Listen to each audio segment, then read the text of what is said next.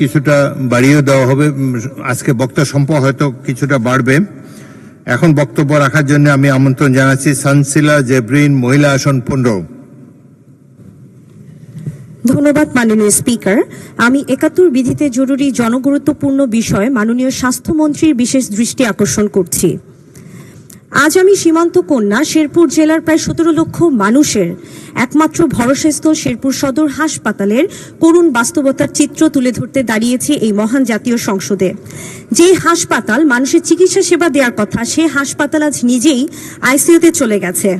মাননীয় স্পিকার, শেরপুর সদরের চরাঞ্চলের অধিকাংশ রাস্তাই বর্তমানে কাঁচা।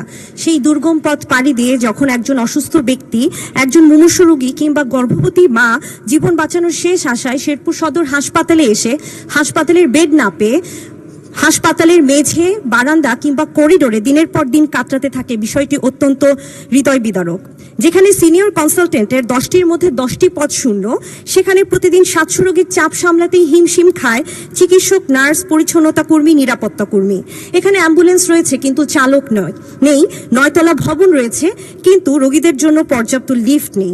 করোনাকালীন সময় শেরপুর সদর হাসপাতালে প্রায় 11 কোটি টাকা ব্যয়ে একটি আইসিইউ ও সিসিইউ ইউনিট নির্মাণ করা হয়েছিল, কিন্তু প্রয়োজনীয় জনবলের অভাবে বর্তমান শেরপুর সদর হাসপাতালের এই ইউনিটগুলো অকেজো হয়ে পড়ে আছে। দীর্ঘদিন তালাবদ্ধ থাকায় ইউনিটটি এখন মাদক সেবীদের আড্ডাখানায় পরিণত হয়েছে।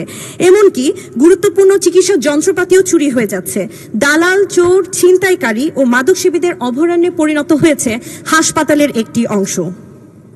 পাশেই ময়লার ডাস্টবিনের দুর্গন্ধ যেন সুস্থ মানুষকে অসুস্থ করে তুলছে। 2018 সালের পর থেকে এই সদর হাসপাতালে স্বাস্থ্য বিভাগের কোনো স্টাফ আর নিয়োগ দেওয়া হয়নি। গত 8 বছরে 6 বারের মতো নিয়োগ পরীক্ষার তারিখ দেওয়া হলেও কোনো এক অদৃশ্য শক্তির কারণে পরীক্ষাটি বারবার পিছিয়ে যায়। মাননীয় স্পিকার, এই মহান জাতীয় সংসদে মাননীয় স্বাস্থ্যমন্ত্রীর দৃষ্টি আকর্ষণ করে বলতে চাই, অবহেলিত